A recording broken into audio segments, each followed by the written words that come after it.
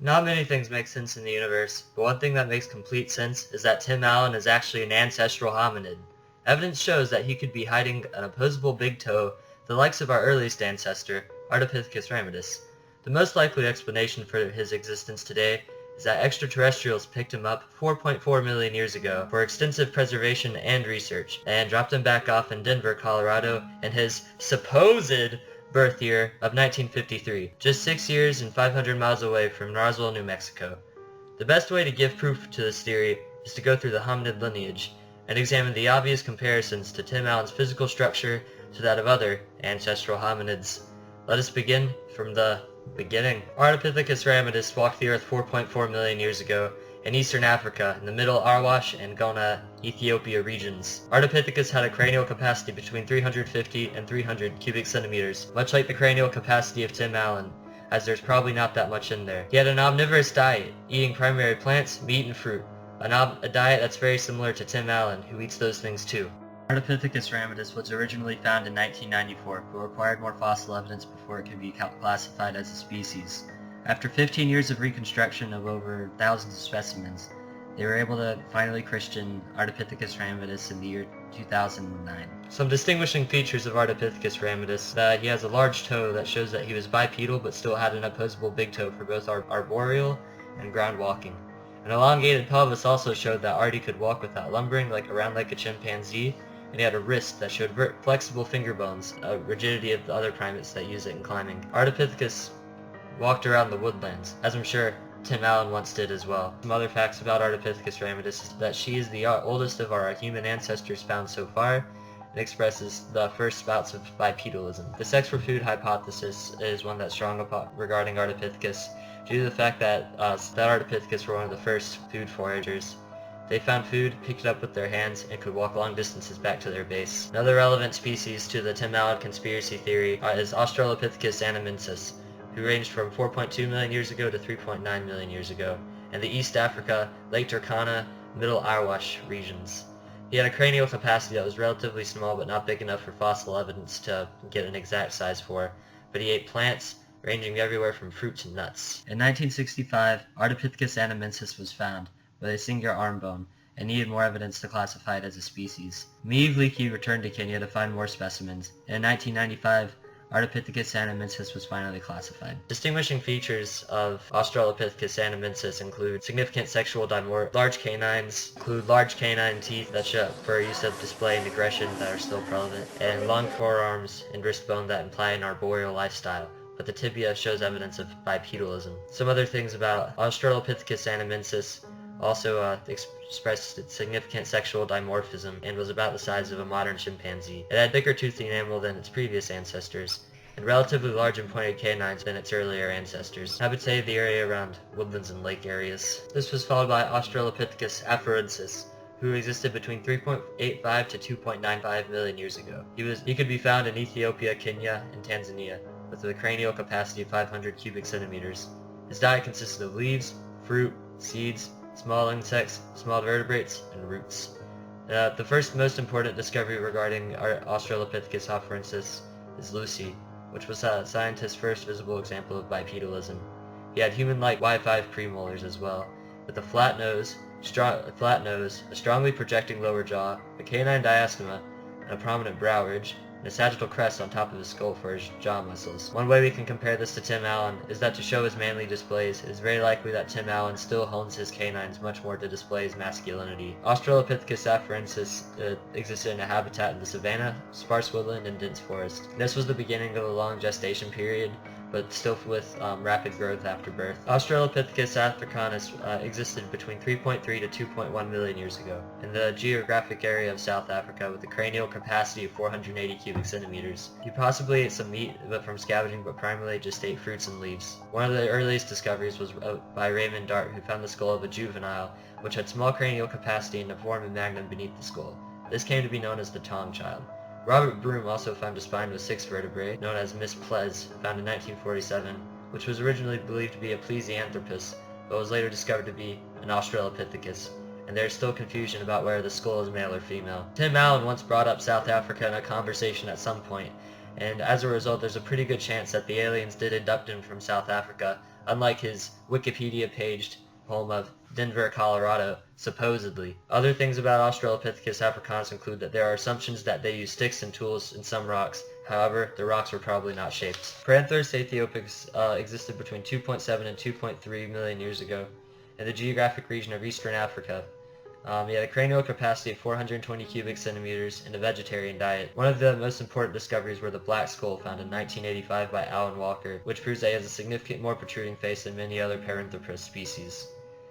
Distinguishing features about Paranthropus aethiopicus is that it is the largest of all the Paranthropus species and exhibited strong sexual dimorphism. Males also had a sagittal crest.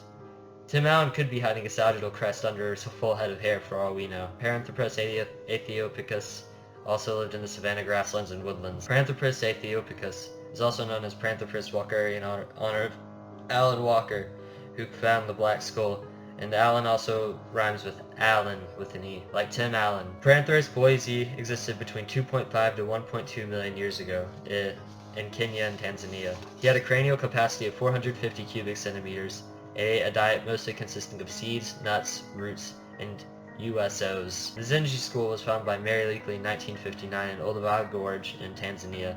The skull found in 1970 was by Richard Leakey in the Kubai Flora in East Turkana, Kenya. Some distinguishing features about Paranthropus boisei include his strong sagittal crest and the thickest tooth enamel of any known early human, including cheek teeth 4 times that size of the humans. Paranthropus boisei existed in open savanna grasslands and woodlands. He's also nicknamed the Nutcracker name for his giant teeth, also like Tim Allen, who has some really giant teeth. Paranthropus robustus existed between 1.8 to 1.2 million years ago in the region of South Africa with a cranial capacity of 520 cubic centimeters. He had a diet of tougher foods than other ancestors, nuts, seeds, and USOs, which rhymes with UFOs, which are what abducted Tim Allen. Important fossils include the 1938 Robert Broom fossil fragment in Kromdraai, South Africa, and some distinguishing features include big molars and thick tooth enamel. It includes large zygomatic arches and a sagittal crest, and the species lived in a combination of dry savanna grasslands and some woodlands. There's a possibility that animal bones were used as tools to dig for termites in the mounds. Homo habilis existed between 2.4 to 1.4 million years ago in the region of eastern and southern Africa, with a cranial capacity of 610 cubic centimeters and completely ate vegetables. Some important fossils found of this species were in 1986 by Tim White in Tanzania, a female specimen that proved Homo habilis to be more ape-like due to its having longer arms and shorter legs. Johnny's child was found by Jonathan Leakey in Olduvai Gorge in Tanzania in 1960. A young male skeleton made the type specimen or official representation of the species. Some distinguishing features of the habilis include reduced facial features compared with the previous species, smaller canines and generally smaller teeth, but still relatively large incisors. Curved finger bones suggest that they had human-like grip, and they existed in the grassland. Some other things are that it was known as handyman because of what appeared to be the remains of stone tools were found nearby in the fossil site. Use of Aldewan stone tools. This can relate to Tim Allen because of his time as a handyman on the show Home Improvement, which shows his mildly successful display at working with tools, proving that he may have also been an early ancestral hominid. Homo erectus existed between 1.89 million years ago to 143,000 years ago. Northern, eastern, and southern parts of Africa and Western and East Asia areas. He had a cranial capacity of 1,050 cubic centimeters and meat supplemented with plants, possibly honey, and some USOs as well. Important fossil discoveries include those by Eugene Du Bois in 1891, also known as Java Man, named Erectus because of its qualities of being able to stand upright. Tim Allen also had a coffee obsession, which relates to Java Man because Java means coffee in some contexts. Distinguishing features include a low sloping forehead, similar to Tim Allen's, and similar to the size of modern humans but with thicker bones. The skull also has sharp edges. Homo erectus had a cold, glacier-filled existence in China, but it lived in warmer climates in Java, the site of Du Bois's Java Man.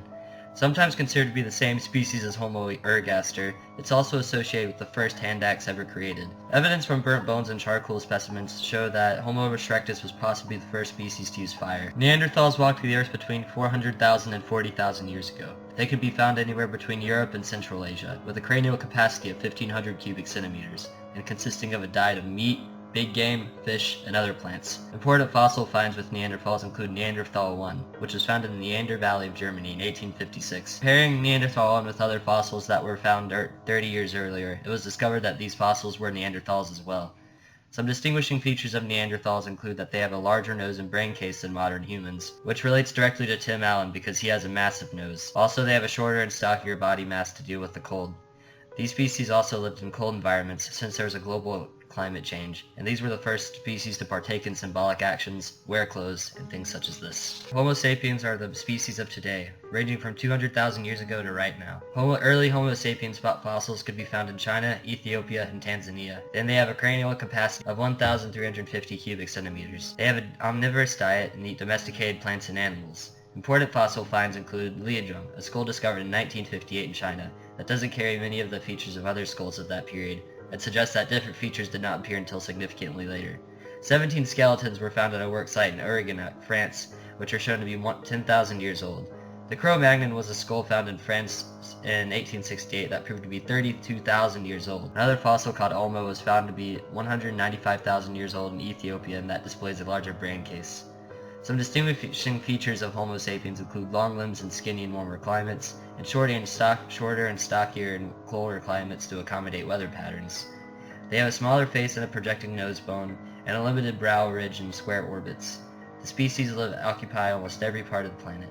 And also earlier Homo sapiens had a larger brain case than modern humans by 150 cubic centimeters.